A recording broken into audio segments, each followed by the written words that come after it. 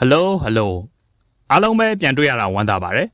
ဒီနေ့မှာတော့အခု social media ပေါ်မှာခစ်စားနေတဲ့ပိန်စေးထိုးတဲ့အကြောင်းကိုပြောပြသွားမှာပဲဖြစ်ပါတယ်အဲ့တော့ဒီပိန်စေးဆိုတာဗာလဲဒီကောင်ကဘာကြောင့်အလောက်ခစ်စားနေရတာလဲဒီပိန်စေးထိုးလိုက်ရင်ဘလို့ကောင်းတဲ့အန်ဒီတွေနဲ့ရလဲဘလို့စိုးကျိုးတွေရှိလဲဘလူးတွေမှာထိုးနိုင်ပြီးဘလူးတွေမှာမထိုးသင့်ဘူးလဲဆိုတာကိုပြောပြသွားမှာဖြစ်လို့ကျွန်တော်နဲ့အတူတူဗီဒီယိုဆုံးထိကြည့်လိုက်ကြရအောင်ဗီဒီယိုမစခင်ကျွန်တော်တခုကြိုပြောထားချင်တာကတော့ဒီဗီဒီယိုဟာဘယ်သူ့မှပိန်စေးထိုးဖို့မထိုးဖို့တိုက်တွန်းတာမဟုတ်ပဲပိန်စေးအကြောင်းကိုစေပညာရှုထောင့်သိပ္ပံပညာရှုထောင့်ကနေတင်ဆက်ပြတာရုံဆိုတာကိုပါပဲအဲ့တော့စလိုက်ကြရအောင်အခုမိတ်ဆွေတို့လည်း Facebook TikTok YouTube စတာတွေမှာတွေ့ကြမှာပါပိန်စေးထိုးတဲ့အကြောင်းကိုပေါ့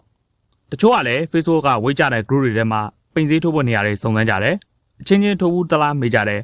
ဒီပိန်စေးကမြန်မာနိုင်ငံမှာတွေမကဘူးနိုင်ငံခြားမှာလည်း Ozempicဝေဂိုဗီစတဲ့တစိမ့်မျိုးနဲ့လာတယ်ပေါ့နော်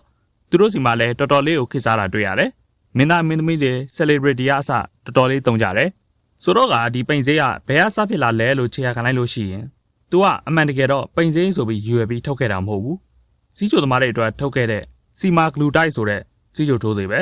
ကိုလေးချိန်ကြရဲဆိုတာကဒီစေးရဲ့ဆိုဂျို side effect ပေါ့ဒီ side effect ကိုလိုချင်တဲ့အတွက်ထွန်းရနေပိန်စေးဆိုပြီးဖြစ်လာတာပါပဲဆိုတော့ဒီစေးဘလို့အလုပ်လုပ်လဲဆိုတာကိုအကြမ်းဖြင့်လေးကြည့်လိုက်ကြရအောင်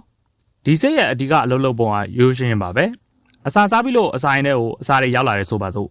အဲ့ခါမှာ तू ကအစာရင်ကနေဦးလန်းချောင်းထဲကိုအစာပို့တဲ့နေရာမှာနေအောင်လုပ်လိုက်တယ်လွယ်လွယ်ပြောရရင်အစာရင်ထဲမှာအစာကြကြနေတဲ့အတွက်ဘိုက်သိမ့်မစားဘူးအစာကန်တယ်ပြီးလို့ရှိရင် तू ကအုံနောက်ကိုလည်းသတင်းပို့တယ် तू ပို့လိုက်တဲ့သတင်းက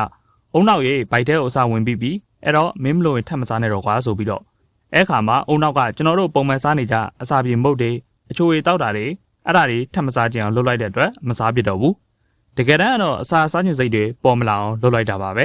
အခုသူတွေတနာတွေလှုပ်ထားလောက်တော့ဒီစိတ်ကို68ပတ်အထိထိုးပြီးထားတဲ့လူတွေမှာကိုလေးချိန်15ရာခိုင်နှုန်းကနေ20ရာခိုင်နှုန်းအထိကျသွားတာကိုတွေ့ရတယ်ဒီစိတ်ရဲ့တခြားကောင်းကျိုးတွေကနှလုံးရောဂါရှိတဲ့လူတွေမှာသုံးရင်လေပြတ်နိုင်ခြင်းနဲ့ heart attack ရနိုင်ခြင်းကိုရှော့ချပေးတယ်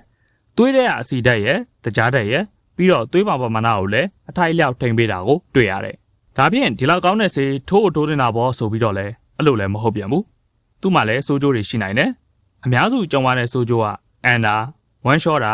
အစာရင်အောင့်တာဒီတက်ပို့ဆိုရင်တော့တဲကျအိတ်ကြောက်တဲ့တာမိုးချိုအိတ်ရောင်တာစတာတွေဖြစ်တတ်တယ်။စိတ်မတည့်တာတွေလည်းလူအချို့မှာရှိနိုင်တယ်။ဒီဆေးကိုဝါတဲ့လူတိုင်းထိုးသင့်လားဆိုတော့ဆရာဝန်တွေကတော့အနည်းဆုံး BMI 30ကျော်နေအောင်ဝါမှသာထိုးသင့်တယ်လို့ပြောကြတယ်။သွေးတိုးရှိတဲ့လူတွေသွေးတွင်းအဆီဓာတ်များတဲ့လူတွေဆိုရင်တော့ BMI 20ကျော်နေထိုးနိုင်တယ်လို့ဆိုကြတယ်။ဘယ်သူတွေမှမထိုးသင့်ဘူးလဲဆိုရင်ကိုဝင်တယ်တွေ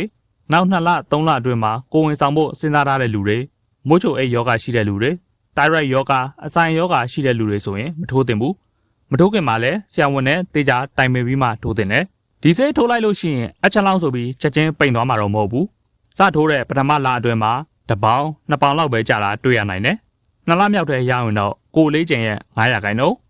6လတည်းရောက်ရင်တော့ကိုလေးချိန်ရဲ့10ရာခိုင်နှုန်းလောက်ကျသွားတာကိုတွေ့ရနိုင်တယ်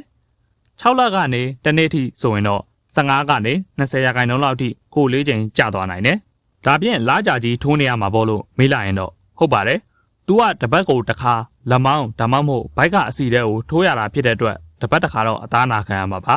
လူတစ်ယောက်နဲ့တယောက်ပေါ်မူတည်ပြီးဆေးရအာနိသင်ရလဲကွဲပြားနိုင်တဲ့အတွက်ဒီလောက်ထိုးရင်ဒီလောက်တော့ကျင်းတွေကြရမှာပဲလို့တရားသိမှတ်ယူလို့မရပါဘူးအစားအသောက်ဆင်ခြင်ပြီးတော့လေ့ကျင့်ကားပါကိုရင်တော့ပိုပြီးမြန်မြန်ကြာလာနိုင်ပါတယ်အခုကြည့်နေကြတဲ့မိတ်ဆွေတွေမှာရောလက်ရှိပိန်စေးထိုးနေတဲ့လူတွေထိုးဘူးတဲ့လူတွေရှိလားမသိဘူးရှိရင်ကိုယ့်ရဲ့အတွေ့အကြုံလေးတွေကွန်မန့်မှာမျှဝေခဲ့လို့ရပါတယ်အခုမှထိုးဖို့ပြင်နေတဲ့လူတွေရှိရင်လည်းကွန်မန့်ကအတွေ့အကြုံတွေကိုကြည့်ပြီးထိုးတဲ့မထိုးတဲ့ချိန်ဆသွားလို့ရတာပေါ့ဒီနေ့ကတော့ဒီလောက်ပါပဲဒီဗီဒီယိုကိုကြည့်ပြီးတခုခုအကျိုးရှိတယ်ဆိုရင် like and subscribe လုပ်ပေးခဲ့လို့ရပါတယ်နောက်ဗီဒီယိုတွေမှာကျွန်တော်တို့ပြန်တွေ့ကြတာပေါ့